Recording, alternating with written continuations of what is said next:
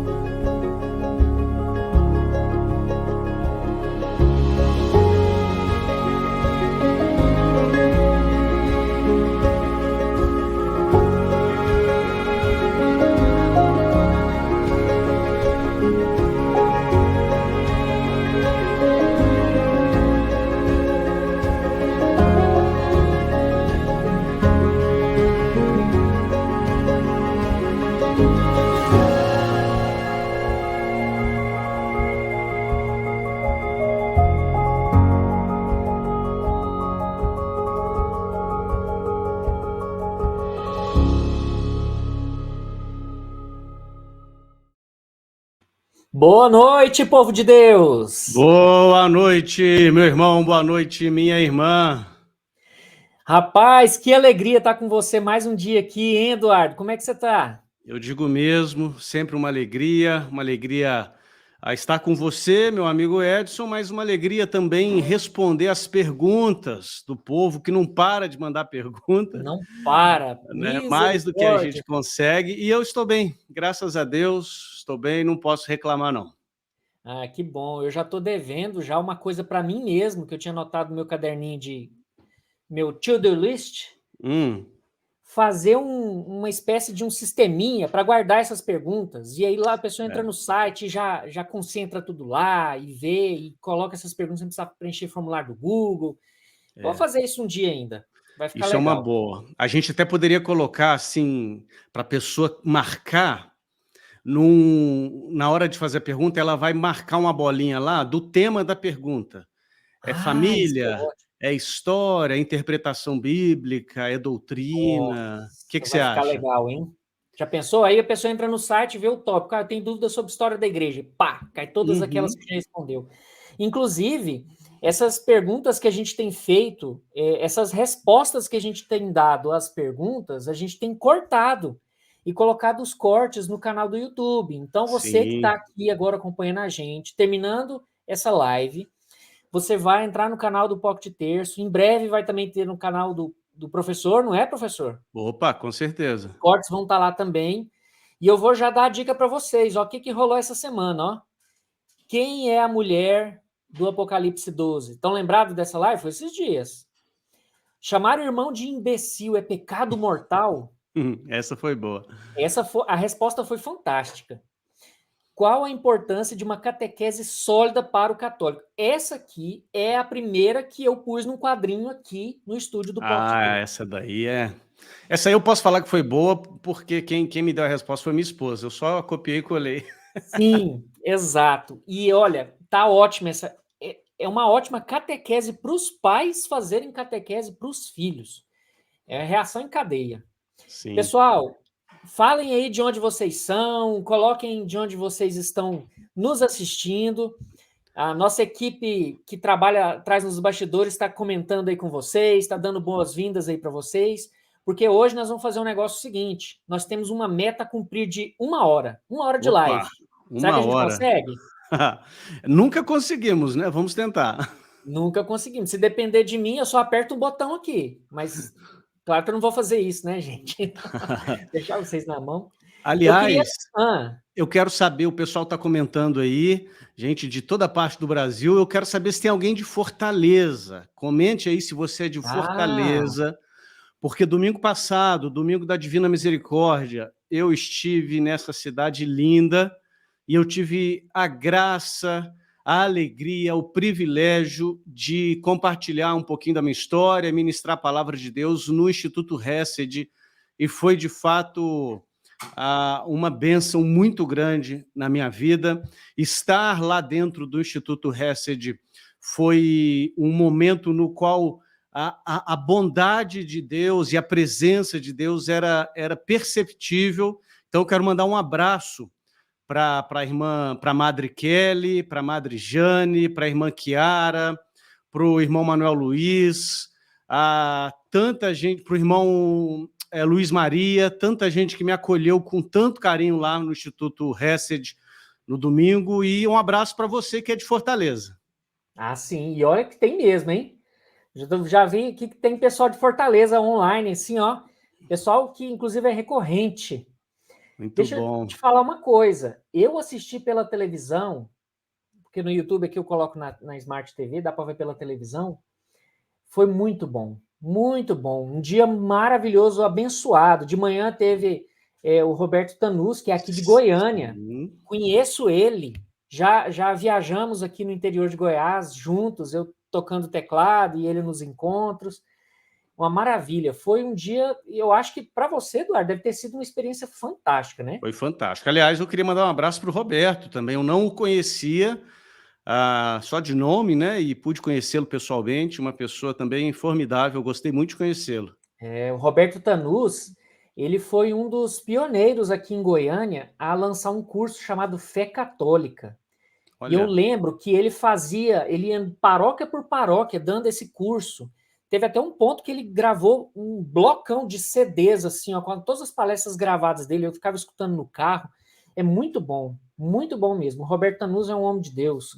Amém. Glória a Deus pela vida dele.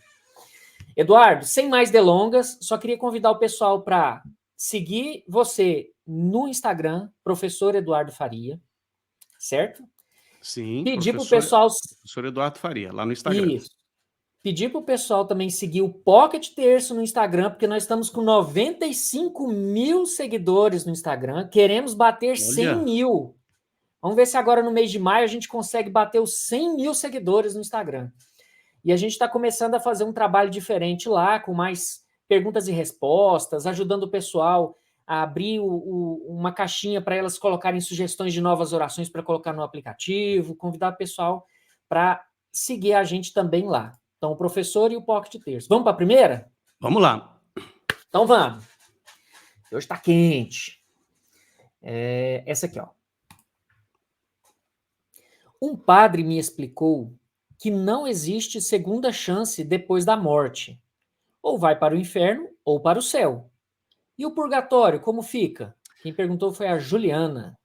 Muito boa pergunta, Juliana. A Juliana não colocou o sobrenome dela, mas ela colocou que é de Marília. Então, é de Marília. Juliana, próxima vez coloque seu sobrenome aí, porque devem existir outras Julianas em Marília, no interior de São Paulo. Mas eu gostei muito dessa pergunta, porque quando a Juliana ouviu isso desse padre, ela ficou confusa, né? Ora, eu aprendi acerca do purgatório, e ele disse que só existe céu e inferno após a morte. E aí, né? Quem é que está com a verdade? E eu gostei dessa pergunta, Juliana, porque é uma chance que a gente tem de esclarecer uma dúvida muito comum das pessoas acerca do purgatório. Hoje, nessa resposta, eu não vou fazer uma catequese sobre o purgatório, até porque nós já temos outros cortes que eu fiz uma breve catequese sobre o purgatório, sobre pecados veniais e mortais, sobre a diferença entre penas eternas e penas temporais. Então, assim, procure aqui no nosso canal que você vai encontrar um Pocket Cortes só sobre isso. Então, o que eu quero esclarecer é uma concepção equivocada que muitas pessoas têm acerca do purgatório. Primeiro, algumas pessoas acham que o purgatório é uma segunda chance. A gente tem uma expressão aqui no Brasil, né, Edson? Quando a pessoa é muito boazinha, fala assim, esse aí, quando morrer, vai para o céu direto. Não passa nem pelo purgatório. A pessoa é muito boa, ela vai para o céu direto. Aqui fala que tem que amarrar uma pedra no pé, porque senão passa até para cima. Olha só.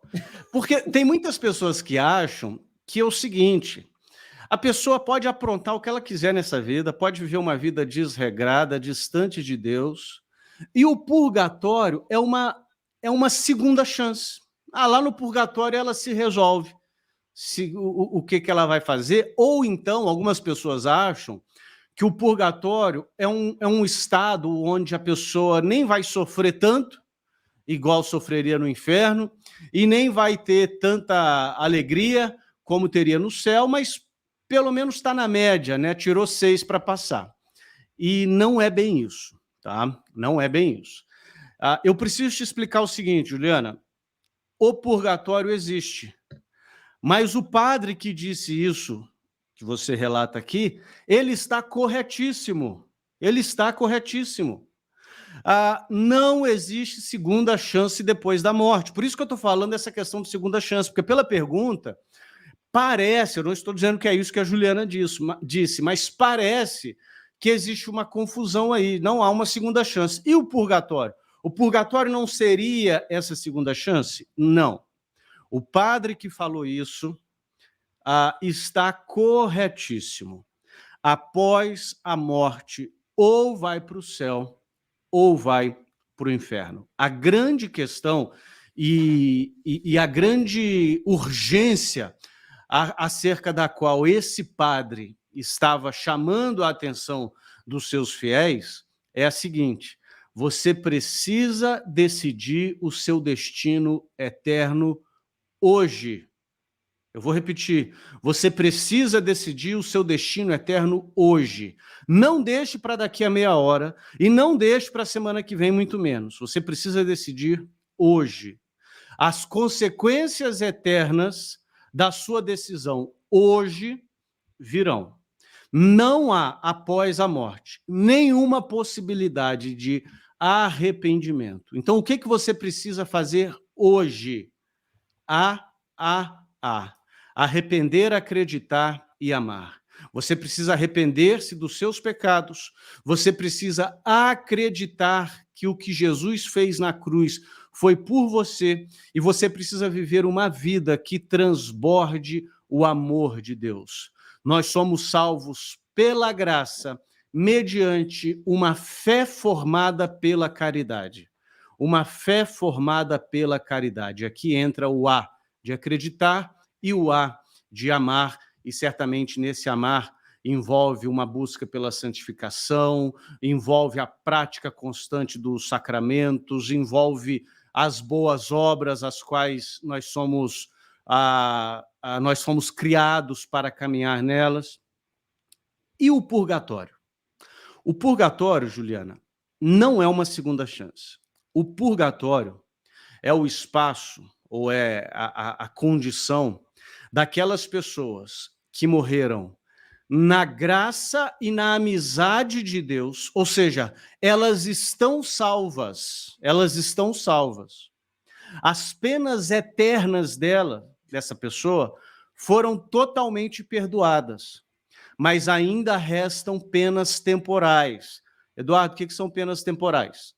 Já falei isso em outro Pocket Corte, procura aqui, talvez depois a gente até coloca no comentário do vídeo o link para essa resposta. Aparece, quando eu faço o corte, aparece bem grande assim, ó. Então, quando você estiver assistindo isso, vai ter os links, tudo relacionado. Maravilha. Então, a pessoa que morreu na amizade, na graça de Deus, as penas eternas perdoadas, mas ainda com penas temporais, ela vai para o purgatório para purgar, né, para se purificar dessas penas temporais.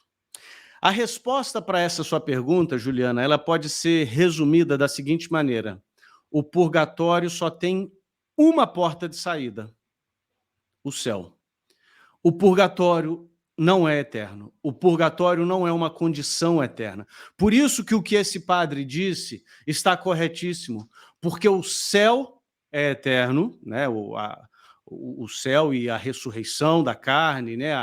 A visão beatífica é eterna, e o inferno é eterno. Nós cremos nas penas eternas do inferno.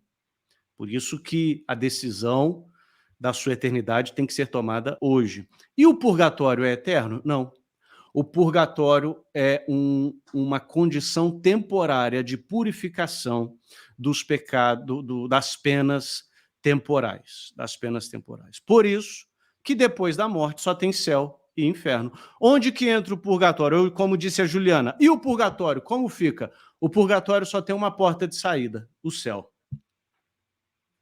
Legal. O purgatório, então, Eduardo, a gente podia pensar que era um puxadinho do céu, assim? Um corredor, né? Um corredor talvez é melhor, que lá no final é o céu. É lá no final do Lá céu, mas longe. o purgatório, uma coisa que as pessoas precisam entender é que o purgatório é uma expressão belíssima da graça e do amor de Deus. Se não fosse o purgatório, eu vou usar aqui uma citação de um protestante que acreditava no purgatório. É raro, mas existe. Olha. O C.S. Lewis, o autor britânico C.S. Lewis, que era anglicano, mas ele cria no purgatório. E ele dizia que o purgatório é o seguinte: nós éramos crianças que viviam em condição mendicantes, elameados, né, cheio de lamas, cheio de sujeira, e Deus nos adotou e nos levou para casa. Mas antes de nos levar para casa, ele precisa dar um banho em nós. A gente está todo sujo de lama. E o purgatório é essa graça maravilhosa de Deus que nos dá esse banho purificador antes de entrarmos na visão beatífica. Muito bom, muito bom. Legal, legal. Pessoal, eu queria convidar vocês, deixem um like, assine o canal, ative as notificações, tá bom? Porque, olha, toda vez que a gente entrar no ar aqui, no Pergunte que eu respondo, se você assinar o canal e ativar a notificação, você vai receber uma notificação no seu celular do YouTube falando: olha, o Pocket Terço Eduardo Faria está online agora, corre que vai ser legal. Exato. Então vamos para a próxima? Vamos lá. Vamos para a pergunta que dá tema à live de hoje. Essa aqui eu tô curioso. Os dogmas podem ser cancelados? Quem perguntou foi a Marilza Matos. Ela foi direto ao assunto. Não. Próxima pergunta. Próximo. Marilza, é lógico que eu não ia fazer isso com você, né? A resposta é não, tá? Mas é lógico que eu vou explicar porque, de novo, é uma outra concepção muito equivocada que não católicos têm e, infelizmente, alguns católicos têm também. Que concepção equivocada é essa? Que a igreja decreta e cancela dogmas ao seu bel prazer. A igreja decretou um dogma no século VII. Depois, lá no século XX, isso ficou meio ultrapassado, ela foi lá e cancelou. Mas agora, no XXI, ela decreta mais um, e mais para frente, se ela quiser cancelar, isso não existe. Isso não existe, como dizia o padre Quevedo. A Santa Igreja nunca vai cancelar, revogar, apagar um dogma. Por quê? Porque um dogma não é algo criado pela igreja. O dogma é uma realidade acerca de um Deus que é eterno. E Deus não muda. Por que um dogma não pode ser cancelado? Porque Deus não muda. Deus não muda, Eduardo, Deus não muda. Porque Deus só poderia mudar para melhor ou para pior. Deus pode mudar para pior? Não, não pode, porque ele é Deus, né? Por definição, ele não pode se piorar. E ele pode mudar para melhor? Não, porque ele já é a suma perfeição, a suprema perfeição. Ele já é plenamente perfeito por definição. Então, Deus não muda. E pelo fato de Deus não mudar, um dogma não pode ser cancelado. Agora, a gente precisa entender o que é dogma. Porque eu já vi gente falando assim: Eduardo, você fala que dogma não pode ser cancelado, mas antigamente a missa era em latim, hoje é no vernáculo. Antigamente havia pessoas que acreditavam no limbo dos infantes, hoje isso é uma discussão, tem gente que não acredita. Hoje na Igreja Latina, inclusive recentemente uma pessoa me fez essa pergunta, na Igreja Latina o padre não pode casar, mas nas igrejas orientais que estão ligadas a Roma, é possível a ordenação de padres casados, né? Aliás, é bom que se diferencie. Nas igrejas orientais que estão ligadas a Roma, tá? Estou falando das igrejas que são submissas ao Papa, Igreja Melquita, Igreja Maronita e outras. Essas igrejas, elas também não deixam, o padre também não pode se casar, mas elas ordenam padres casados, pessoas que já são casadas. Então, como que um dogma não pode ser cancelado? Resposta: nada disso que eu falei é dogma. Nada disso que eu falei é dogma. Limbo dos infantes não é dogma. O fato do celibato clerical, isso não é dogma, é uma disciplina da igreja, uma boa disciplina, mas não é dogma. A questão do idioma em que a missa é celebrada não é dogma. O que é um dogma? E aqui eu aproveito para fazer um jabá, que se você quiser se aprofundar nesse tema, eu convido você a se inscrever no meu curso Panorama Bíblico e os Dogmas da Igreja, porque eu aprofundo muito nesse tema e você vai aprender a ler a Bíblia e vai aprender a reconhecer todos os dogmas da Igreja nas Escrituras Sagradas. E nesse curso eu ensino o que é um dogma e eu mostro quais são todos os dogmas da Igreja. Então, o que é um dogma? Dogma é uma palavra de origem grega, tá? Uma palavra de origem grega, e significa, para nós hoje, significa parecer, ensinamento. A gente tem uma passagem lá em Lucas capítulo 2, não tem nada a ver com o nosso assunto, não, mas só para os irmãos entenderem. Lucas capítulo 2, versículo 1. Naqueles dias foi publicado um decreto de César Augusto convocando a população do império para o recenseamento. Você está familiarizado com essa passagem, eu tenho certeza, porque foi por causa desse recenseamento que São José e Nossa Senhora foram para Belém. Mas nessa passagem, naqueles dias foi publicado um decreto de César Augusto. Essa palavra decreto, no original grego, é a palavra dogma. Então, naqueles dias foi publicado um dogma de César Augusto, não um decreto. Então, quando a gente fala de dogma, se referindo à doutrina católica, a gente está falando sobre um ensinamento, um parecer da igreja ou um decreto. Um dogma pode ser traduzido, Marilza, como verdade divinamente revelada. É uma verdade divinamente revelada. E detalhe, muita atenção porque eu vou dizer agora. A igreja não cria dogmas. A igreja simplesmente os reconhece. A igreja simplesmente dá o seu parecer, porque ela recebeu do nosso Senhor Jesus autoridade para tal. Então, o que eu quero dizer quando eu digo que a igreja não cria dogma? Por exemplo, o dogma da Santíssima Trindade é um dogma. Nós cremos em um único Deus que subsiste eternamente nas pessoas do Pai, do Filho e do Espírito Santo. O Pai é eterno, o Filho é eternamente gerado do Pai, o Espírito é eternamente procedente do Pai e do Filho. Isso é um dogma.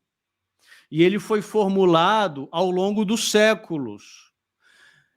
Deus passou a ser uma trindade quando a igreja decretou esse dogma? Negativo. Deus sempre foi uma trindade. Por isso que eu digo que a igreja não inventa dogma, cria dogma, a igreja simplesmente reconhece. Uma outra coisa que é importante a gente saber é que a igreja decreta um dogma. Por exemplo, por que demorou tanto tempo para se decretar alguns dogmas, né? Por exemplo, o dogma da Imaculada Conceição, 1854, se eu não me engano, Papa Pio IX. Por que demorou-se tanto tempo? Quer dizer que Nossa Senhora só passou a ser imaculada depois da proclamação do dogma? Não. Nossa Senhora é imaculada desde a sua concepção. Mas a proclamação do dogma é quando a Santa Igreja entende que uma verdade de fé precisa ser confirmada para o bem do rebanho, para o meu e para o seu bem. Via de regra, quando uma verdade de fé está sendo atacada, quer por inimigos externos ou internos, a igreja coloca o seu carimbo de autenticidade em algum ensinamento. Por essa definição, Marilza, eu acho que ficou claro o porquê de um dogma nunca poder ser cancelado. O dogma é uma verdade divinamente revelada. Ótima resposta. Nossa, ficou muito claro na minha cabeça. Que bom. E também, Eduardo, eu me recordei de um detalhezinho. Na hora que você estava explicando sobre a questão de Deus não mudar, né? Porque, obviamente, então não pode cancelar, porque Deus não muda. Claro. E você deu esse exemplo de novo. Eu digo de novo, e eu vou explicar por quê. De que Deus não pode piorar nem melhorar. Você falou isso no Verbum dessa semana. Exato. E eu achei incrível. É tipo assim, parece que é uma coisa tão simples e óbvia, mas quando você para pensar, você fala, gente do céu, Deus é eterno, não tem começo nem fim. Onde que começa? Não começa. Onde que termina? Não termina. Ele não pode melhorar, não pode piorar. É aquela coisa imutável, mas tão perfeita. E quando você estava dando a aula do Verbo, eu estava esquentando o meu coração, assim, ó, porque eu ouvi aquelas palavras, que é a própria palavra de Deus, né? E as explicações que você trazia, buscando do grego, das origens das palavras e comparando. E eu quero até aproveitar o pessoal aqui, que está ao vivo, para fazerem esse estudo bíblico, gente. Nossa, gente do céu, o Verbo está sensacional. Graças já temos quase 2.600 pessoas no nosso canal do Telegram. Negócio que começou... Quem diria, né, gente? Começou totalmente despretensiosamente. Nossa! Eu de coração, gente, quando o Verbum começou, eu achei que eu ia ter umas 15 pessoas estudando a Bíblia comigo.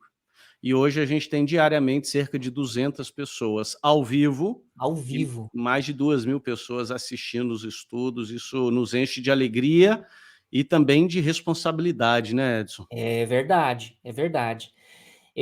Eu até estava verificando, né, as visualizações das aulas, se o pessoal estava assistindo, porque eu fico instigando o pessoal a assistir. Inclusive, às vezes as pessoas olham assim e falam, nossa, já estão na 3ª temporada. Já estudaram já 4 livros completos, e estão agora no 5º livro. Não, nem vou começar a dar preguiça. Não faça isso. Você pode começar de onde quiser. Pode começar de Tiago, que nós estamos agora. Se quiser, pode assistir um episódio separado lá de Efésios. Isso que eu ia falar. Você pode assistir qualquer episódio, e se você entrar no site verbum.app, você vai ter os episódios com os temas, o título do episódio. Então você tem um tema aqui, pais e filhos, eu preciso saber mais sobre isso. Se você assistir um episódio isolado, você vai entender aquele episódio. Isso é uma coisa que a gente precisa esclarecer, né, Edson? A pessoa não vai entender só se ela assistir toda a temporada, não. Cada episódio é pensado no seguinte, a pessoa que assistir só esse episódio, ela vai entender o que está se passando, ela vai entender o estudo, vai ser edificada. É verdade. Então vamos lá, pessoal, ó, link na descrição. Depois que terminar aqui, entra lá no verbum.app, entra no canal do Telegram, que segunda, terça e quarta, 7h30 da manhã, a gente tá ao vivo.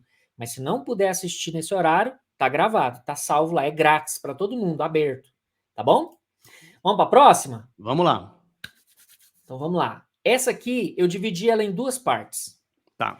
Ó, de acordo com os meus cálculos aqui, nós vamos começar a segunda metade agora, nós estamos com 29 minutos de live. Será que a gente vai dar conta? Acho que vai dar certo. Bater a meta. Então vamos lá. Como o católico saberá se é necessária a confissão antes de receber a comunhão, em casos em que o limiar entre o pecado mortal e venial parece não estar claro. Por exemplo, quando é matéria grave, né, que se refere aos 10 mandamentos, como nos mandamentos, não cobiçar os bens do próximo ou não cobiçar o cônjuge do próximo, se não se põe em ação. Quem perguntou foi a Leila Maria. Leila Maria, odontóloga de Bauru, aluna do Panorama Bíblico. Aluna. Ela é aluna do Panorama Bíblico. Leila, obrigado pela sua pergunta. Essa pergunta é de uma urgência pastoral. Perfeito. Por que ela é de uma urgência pastoral? Porque a gente tem dois problemas aqui. E eu vou tentar tratar desses dois problemas. Primeiro problema: pessoas em pecado mortal comungando. Comungar em pecado mortal é mortífero. E quem diz isso não sou eu, é São Paulo, escrevendo aos Coríntios. Ah, Eduardo, quer dizer então que a comunhão é só para quem é perfeito? Não, a comunhão é para quem é imperfeito, mas está em amizade com Cristo. É mortífero você comungar em pecado mortal. Entenda que... mas o pecador não é um doente e a comunhão não é o remédio para o doente. O remédio para o doente se chama confissão. Confissão. Não brinque com essas coisas, tá? A refeição é a refeição de celebração da cura. É assim, eu vou fazer aqui o prato preferido. Qual que é seu prato preferido, ô Edson? Eu gosto de um churrasco. Um churrasco. Vou fazer um churrascão pro Edson. Só que o Edson acabou de passar por uma cirurgia no estômago. Então, não, mas eu vou dar um churrasco pro Edson, gente. Que maldade, ele gosta de churrasco. Vai fazer mal para ele. Pode, eu já vi não, né? Eu nunca vi.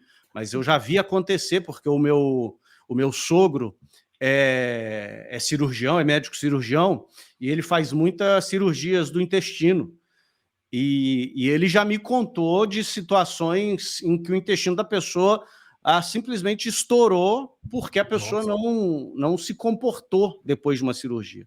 Então, eu dar um churrasco para o Edson, ele estando doente, não vai fazer bem. Mas depois que o Edson se curar, olha, eu estou 100%, o médico me liberou, aí, Edson, vamos fazer um churrascão de celebração. Não caia nesse papo furado de que o Jesus veio para os doentes, então eu posso comungar mesmo estando em pecado. O remédio se chama confissão. A refeição é a refeição dos membros da família. A refeição é aqueles que estão em comunhão, o próprio nome já diz, com Cristo, e não para aqueles que estão separados de Cristo. Separados intencionalmente, eu vou falar disso já já, porque pecado mortal implica intencionalidade, tá? É a mesma coisa que alguém chegar, xingar minha mãe, bater na minha esposa, chutar meu cachorro e depois quer tomar assento na mesa comigo? Sai fora. Não. Se a pessoa quiser se reconciliar, ok. Reconcilia primeiro, depois toma assento à mesa. Então, esse é um problema sério. Pessoas que comungam estando em pecado mortal. Mas existe um outro problema sério também, por isso que eu falei que essa pergunta é de uma urgência pastoral, que são pessoas muito escrupulosas, que não estão em pecado mortal e se recusam a comungar. E a pessoa está bem, ela está em comunhão com Cristo. Eu não sei se eu estou em pecado mortal. E aí ela se recusa a tomar assento à mesa. Jesus a está convidando para a refeição da família, e ela se recusa a tomar assento à mesa. E isso também é grave. Isso também é complicado. Então a gente tem que acertar essas duas questões aqui. Se você está em pecado mortal, não comungue, vai se confessar. O remédio se chama confissão, reconciliação. Agora, se você não está em pecado mortal, você comungue, não deixe de comungar. Uma coisa, Leila, que eu posso dizer é o seguinte: quem ama verdadeiramente a Deus verdadeiramente, quem verdadeiramente ama a Deus, não cai em pecado mortal toda hora, todo dia. Tá? O pecado mortal, o Catecismo da Santa Igreja nos ensina que é uma possibilidade extrema da liberdade humana. Para que ocorra um pecado mortal, precisa de 3 fatores: a matéria ser grave, consciência do pecador de que aquilo é grave e liberdade. Ele fez porque quis. E esses 3 fatores, precisa de ter os 3. Se a matéria é grave, a pessoa tem consciência, mas ela foi forçada, ou ela tem algum desvio, alguma questão psicológica, ou então a pessoa fez porque quis e a matéria é grave, mas ela não sabia, ou não é matéria grave, enfim. Precisa desses 3 elementos para se configurar um pecado mortal. O pecado mortal mata a graça dentro de você. O pecado mortal rompe a sua amizade com Cristo. Então, talvez eu estou falando aqui para algumas pessoas extremamente escrupulosas que acham que caiu em pecado mortal todo dia. Não. Descansa o seu coração. Quem ama a Deus verdadeiramente não cai em pecado mortal toda hora, todo dia. Tá? Primeira coisa é essa. Mas também, cuidado, eu tenho que ser muito cuidadoso com as minhas palavras aqui, para você não pensar assim, então liberou geral, vou fazer o que eu quiser, comungar. Se você faz isso, se você achar que então liberou geral, é porque você não ama a Deus. Eu estou me dirigindo a quem ama a Deus verdadeiramente. Tá? Tendo colocado essas 3 condições para que um pecado seja mortal, como o católico saberá se é necessária a confissão? Uma coisa que eu me apaixonei na fé católica é que a fé católica é muito objetiva, Leila. Você não precisa depender das suas emoções, porque as suas emoções vêm e vão. As suas emoções são instáveis, então você não precisa ficar assim, ao sabor do vento. A fé católica ela é objetiva. Você está arrependido do seu pecado?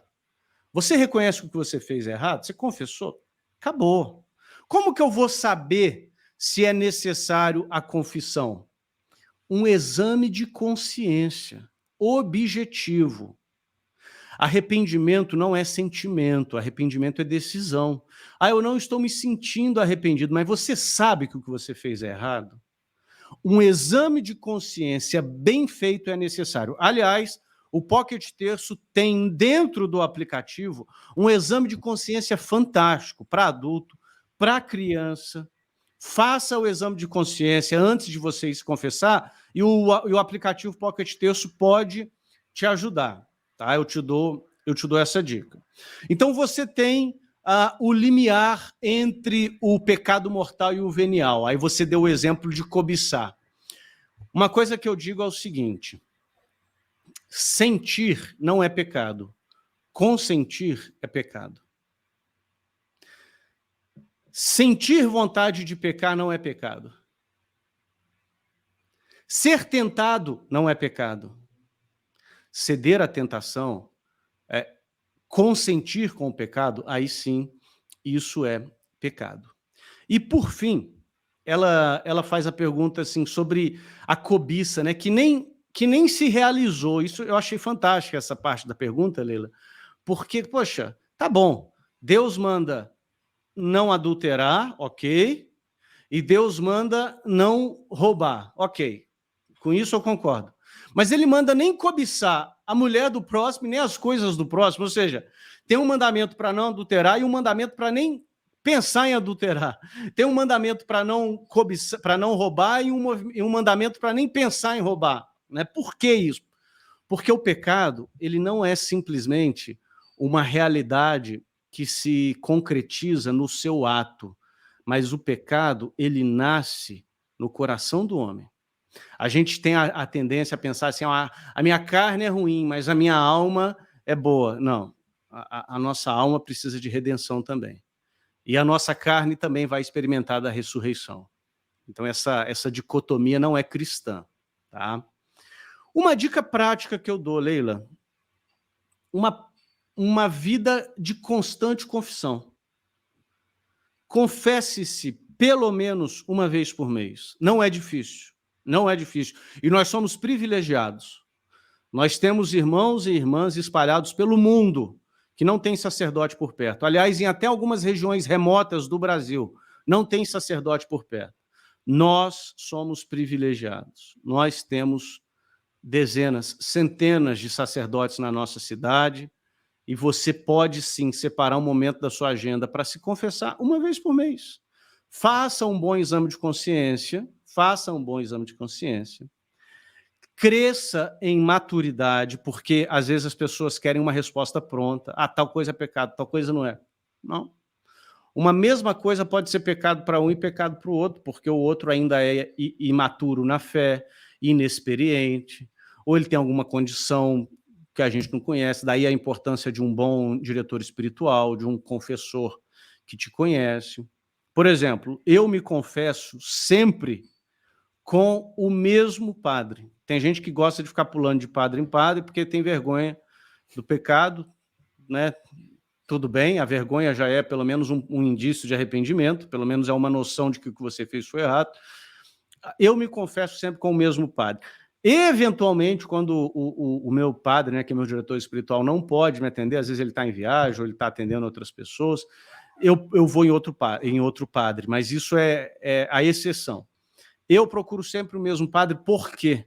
Porque ele me conhecendo, ele pode me dar orientações mais pessoais e com mais conhecimento de causa acerca das lutas que o Eduardo passa. Então, resumindo, pecado mortal não é uma realidade constante para quem ama a Deus, é uma exceção se você de fato ama a Deus. Pecado mortal é uma possibilidade extrema da liberdade humana. O pecado mortal é algo que precisa desses 3 fatores para que ele se realize: matéria grave, consciência e liberdade. Tá? Você tem consciência de que é pecado e você fez com plena liberdade. E o pecado venial, o pecado mortal só é confessado na confissão, tá? Ordinariamente. Só é perdoado? Só é perdoado, obrigado. Só é perdoado na confissão, ordinariamente. É lógico que, extraordinariamente, existe a contrição perfeita, mas isso é uma coisa extraordinária. Então, o pecado mortal só é perdoado na confissão. O pecado venial, o que é venial, gente? Você já viu, assim, nesses filmes de tribunal de júri, ou então quando a gente está assistindo a TV Justiça, aí está o promotor discutindo com o advogado, aí, para não xingar um ao outro, ele fala assim: data vênia. Mas isso que o senhor falou é uma excrescência jurídica. O que é data vênia? Venial vem de vênia. Dado o devido respeito, dada as escusas, ou seja, vênia é perdão, venial é aquele pecado fácil de ser perdoado. Daí que vem essa expressão latina data vênia, né? Com todo respeito, me desculpe, mas o que você falou é uma besteira. Data vênia, né? Pecado venial é aquele que é mais fácil, mais simples de ser perdoado. O pecado mortal não mata o seu relacionamento com... O pecado venial não mata o seu relacionamento com Cristo, o pecado venial não mata a graça dentro de você, e o pecado venial é perdoável. Na missa, por exemplo, né, quando você tem no momento lá de contrição e perdão dos pecados, é inclusive perdoado no seu momento privado de oração e devocional dentro da sua casa. Agora, e eu vou dizer isso para um alerta para você, Leila, que fez a pergunta, mas um alerta para mim, para o Edson e para todos vocês que estão nos assistindo. Como eu disse, o pecado mortal não é algo que uma pessoa que verdadeiramente ama a Deus vai cair frequentemente. Já o pecado venial, sim, a gente cai com mais frequência. Porém, se você transigir com pecados veniais, eventualmente um pecado mortal vai bater na sua porta, tá? Cuidado. Não transija. Pecado venial também é muito, muito, muito perigoso. Muito perigoso. O pecado venial, Edson, é tipo aquela pessoa que teve câncer de pele porque tomou sol sem protetor solar. Ela não teve câncer de pele porque ela tomou sol sem protetor solar um dia. Ela teve câncer de pele porque ela tomou sol sem protetor solar ao longo de 30 anos. Aí, ao longo de 30 anos tomando sol sem protetor solar, aí ela desenvolveu câncer de pele. O pecado venial é assim. Um dia, talvez não é para se alarmar, mas se você faz do pecado venial o seu companheiro de estimação, cuidado, porque a morte está a caminho. Não brinque com o pecado venial também. Esse alerta é muito importante, muito importante. Essa pergunta foi ótima. Foi, eu gostei muito. Nossa, uma coisa que as pessoas hoje, às vezes, perderam noção, né? Comungar sem se confessar. Gente do céu, não façam isso, não façam isso. A confissão, olha, o padre está lá, sentado, da nossa paróquia aqui, às vezes tem os horários das confissões lá, fica sentado lá, ele vai ler um livro, alguma coisa, porque não tem gente para confessar. E a fila da comunhão tá, ó, virando lá na esquina. Exatamente. Que Deus nos abençoe por esse trabalho aqui e que alguém aí possa ter sido alertado e que, pela glória de Deus, se confesse, volte à amizade com Deus, né? Para comungar sem cometer sacrilégios. Amém. Vamos para a próxima? Vamos lá. Então vamos lá. Ó, nós estamos no prazo. Acho que vai dar certo. Vamos ver, porque essa próxima aí é pesada. É o que eu ia te falar, ou não. Então vamos lá. Sobre essa aqui para mim vai, não, eu vou, eu nem sei responder ainda, mas já vou colocar num quadrinho aqui. Sobre a teologia católica do sofrimento. Li em Colossenses 1:24. Completar em nossa carne as dores que faltaram na paixão de Cristo. Poderia me explicar melhor isso? Michel Neves, de Vitória, perguntou. Michel, excelente pergunta. Excelente pergunta. E assim, essa pergunta mostra uma genuína dúvida acerca de um versículo muito complicado. E eu confesso para você, Michel, né? Michael. É Michael ou Michel? Ou Michael? Eu vou falar como se escreve, tá? Michael. Se tiver errado, depois você nos corrige, Michael. Eu vou confessar uma coisa. Quando eu era protestante, eu não entendia esse versículo.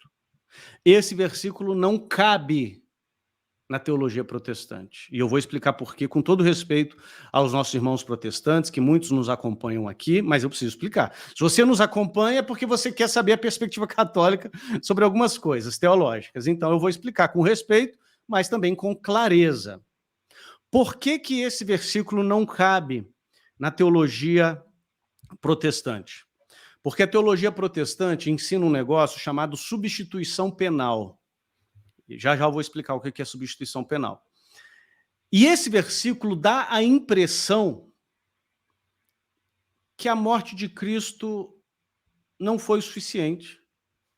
Ora, completo na minha carne o que falta no sofrimento de Cristo.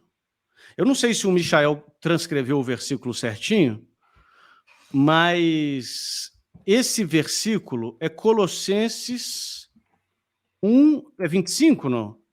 1:24. Eu vou abrir 1:24. Olha só. A minha tradução diz assim: preencho na minha carne, ou completo na minha carne, o que resta das aflições de Cristo em favor da igreja. Gente, que versículo complicado. Como assim? Como é que está na sua tradução aí, Edson? Peraí que eu tô achando, eu tô com problema. Essa minha Bíblia é nova e as páginas estão tudo grudadas. Eu sei como é que é. Eu comprei ela para poder fazer umas traduções aqui no Pocket Terço das antífonas. Colossenses, achei aqui 1:24. 20, 21, 22, 24. Alegro-me nos sofrimentos que tenho suportado por vós e completo o que na minha carne falta às tribulações de Cristo. Sofrimentos que eu tenho suportado por vós, olha só, ele está consagrando os sofrimentos dele, Paulo, aos Colossenses, e ele diz, completo o quê? Você fechou aí? Fechei. Não, tem problema não. Completo o que falta. Isso. Como assim, São Paulo? Como que pode você dizer que falta alguma coisa? O sacrifício de Jesus não foi cabal, não foi pleno. Jesus não disse está consumado. Como que pode ter alguma coisa para completar? Por que esse versículo não fazia sentido para mim quando eu era protestante? Porque o protestante crê numa coisa chamada substituição penal. O que é substituição penal? Deus puniu Jesus no nosso lugar. E o que Jesus fez na cruz é exatamente, ele pagou exatamente o preço do nosso pecado. Eu cria nisso. Isso é o ensinamento de Lutero, de Calvino.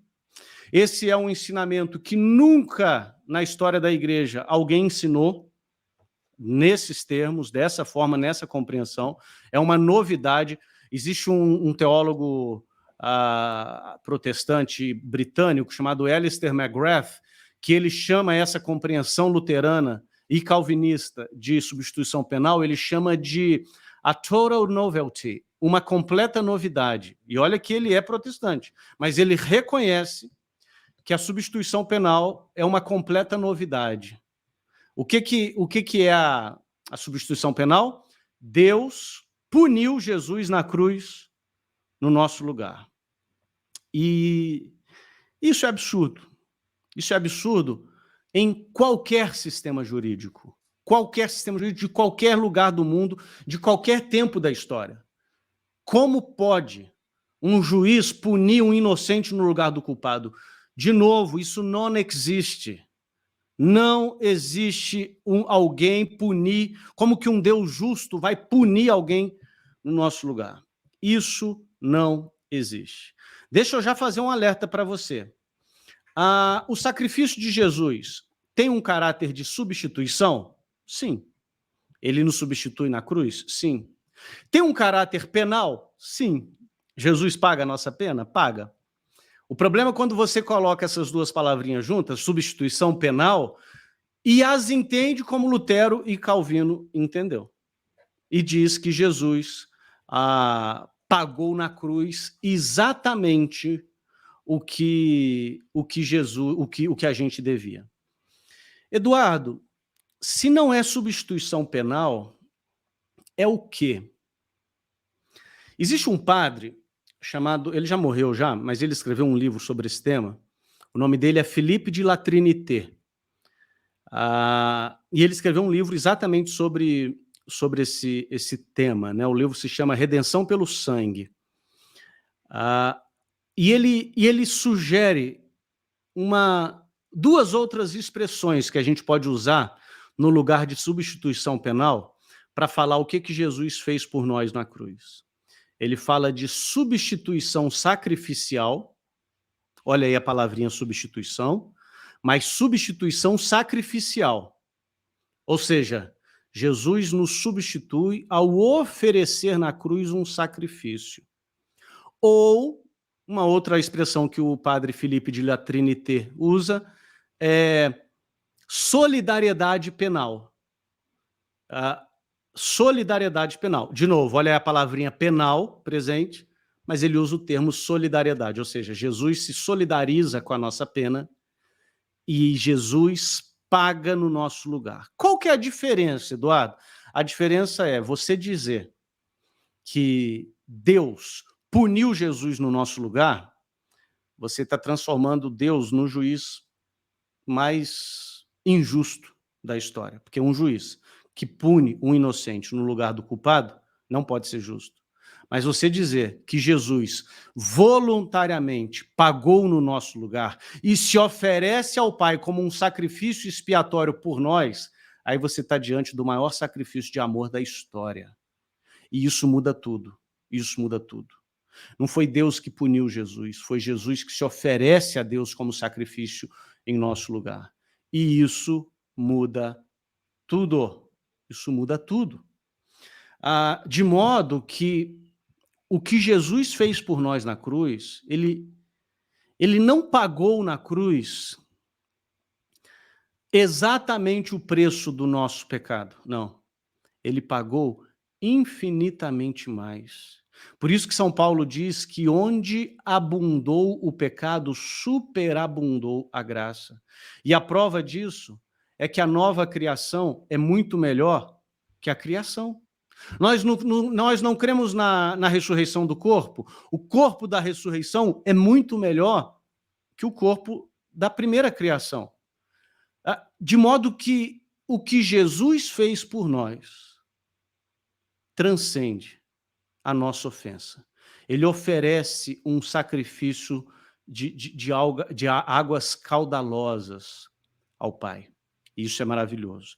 Eu disse isso no Hesed, domingo passado. Se Jesus tivesse oferecido ao Pai uma gripe, uma unha encravada, um dedão martelado, já teria pago, porque Jesus amou muito, e o sacrifício está intimamente, ou está diretamente ligado com o amor. Só que Jesus não ofereceu uma gripe, uma martelada no dedo, nem uma topada do dedão na mesinha de canto. Jesus se ofereceu plenamente como sacrifício de amor. Fazendo uma metáfora, às vezes as metáforas ajudam, às vezes elas atrapalham. O Edson vai me dizer se ajudou ou se atrapalhou. Mas fazendo uma metáfora, Edson, é o seguinte: o que é a substituição penal, segundo os protestantes ensinam? Um menino está jogando bola na rua e, de propósito, ele vai lá e quebra a vidraça do vizinho com a bola. De propósito, quebrou a vidraça. Substituição penal é o seguinte: o vizinho processa o menino e o juiz manda uma terceira pessoa, que não tem nada a ver com a história, pagar o conserto da janela. O filho do vizinho. Duvido do vizinho. O juiz manda um fulano que estava passando lá, tá bom. Você aí, você que não tem nada a ver com a história, vai lá e conserta a janela. Isso é substituição penal. O que é a substituição sacrificial? O menino vai lá e quebra a vidraça. Ele está jogando bola na rua, ele vai lá e quebra a vidraça. O filho do dono da casa diz assim para o pai dele: papai, deixa que eu pago. E ele não simplesmente paga uma vidraça nova, mas ele, por amor, oferece uma casa nova. Ele reconstrói toda a casa. E onde que entra o valor do sofrimento, que é a pergunta do Michael?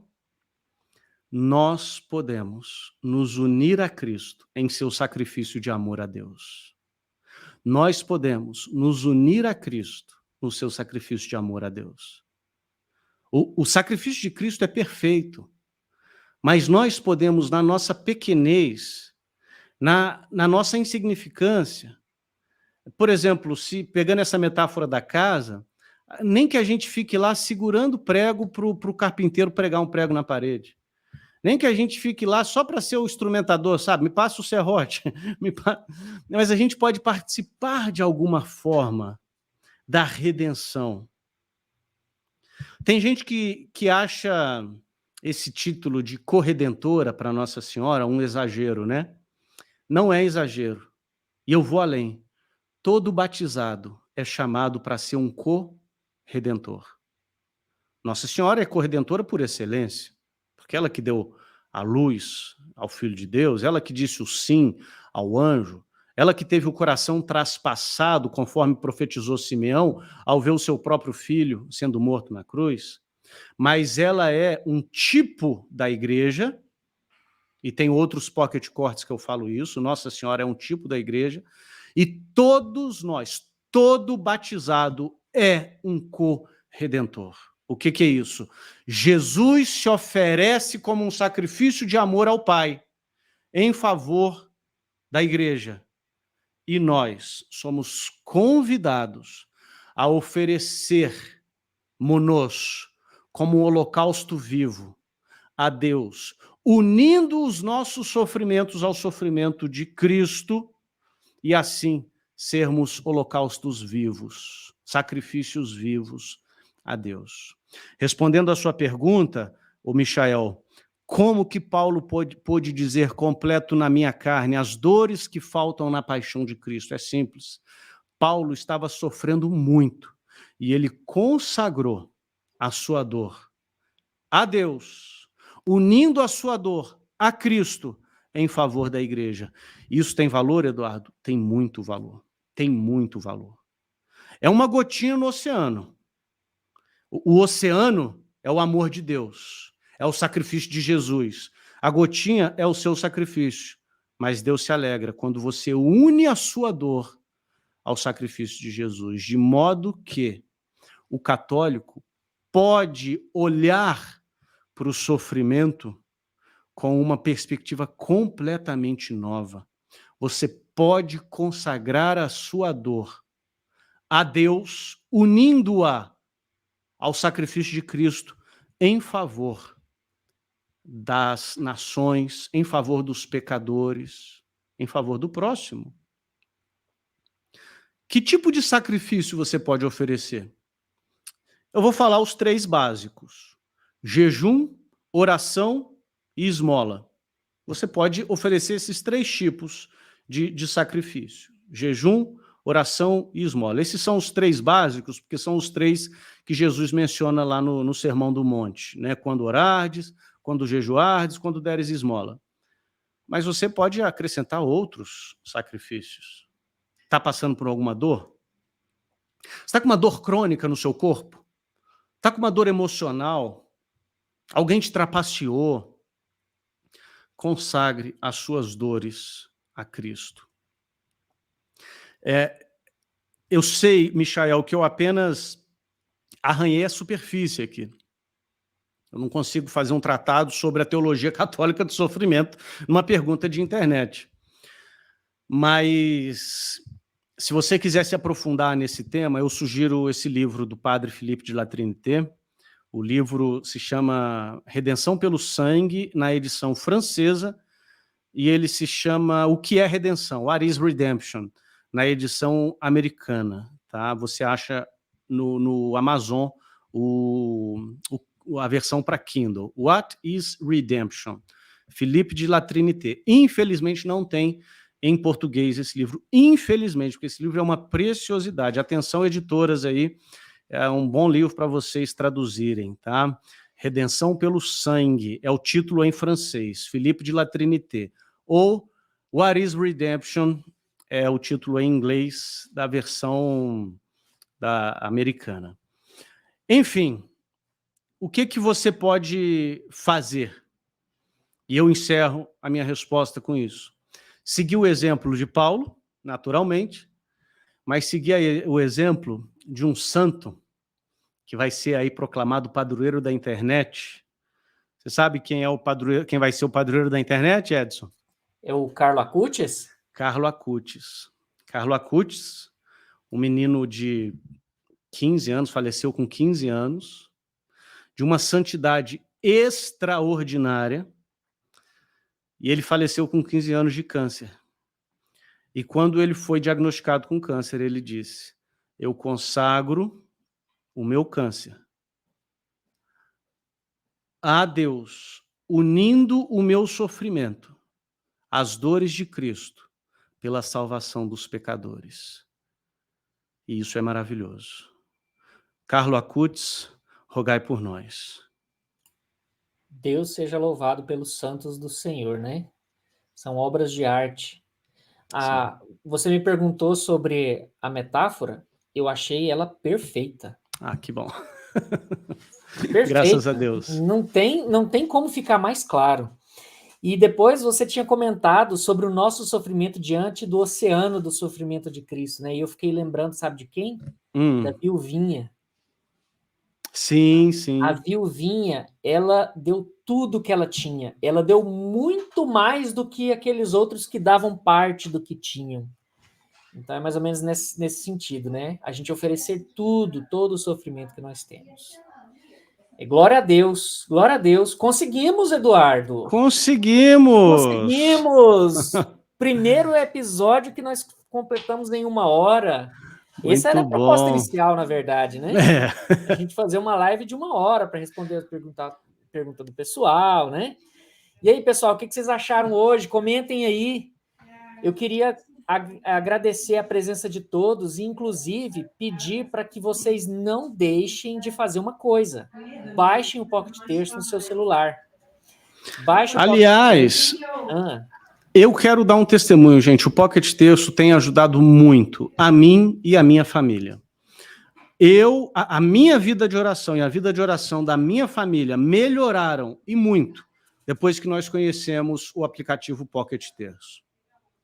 Glória a Deus. Essa semana, Eduardo, eu estou fazendo uma experiência lá no Instagram do Pocket Terço, que eu abri uma caixinha de perguntas e estou fazendo assim, ó, 24 horas. Tá aberto lá, pode ir colocando, né? E olha, eu até tem hora que eu fico sem graça, porque o pessoal fala assim, não quero fazer pergunta não, só quero agradecer, porque o aplicativo me ajuda tanto. Eu falei assim, ó, glória boa. A Deus, glória a Deus. De uns tempos para cá... Pode falar. Não, pode falar. De uns tempos para cá, no início não era assim, porque era muito despretensioso. O Pocket Terço foi feito há 10 anos atrás por mim, eu estava aprendendo a programar. E foi para um grupo de oração privado, né, que você falou? Foi para grupo, a gente rezava em família toda semana, e aí tinha os livrinhos com erro de português, eu falei assim, não, eu vou aproveitar, vou juntar esse negócio, corrigir esses erros de português aqui, e vou montar um aplicativozinho, porque eu estava começando a entrar nessa área, porque eu sou desenvolvedor de software, e antes dessa época era uma novidade desenvolver para dispositivos móveis. Disse, não, vou fazer um aplicativo aqui. E aí eu pus de graça lá na loja, e o pessoal foi baixando e gostando, e foi uma coisa que foi evoluindo de um jeito que caiu minha ficha há uns anos atrás, que esse aplicativo foi providência divina na minha vida, é uma responsabilidade que Deus confiou a mim, né? E eu espero que ele me dê a graça de poder corresponder, porque é uma ferramenta de Deus. Graças a Deus. Eu não faço nada, né? É Deus quem faz. E isso é tão incrível, como Deus age através disso, né? É muito bom.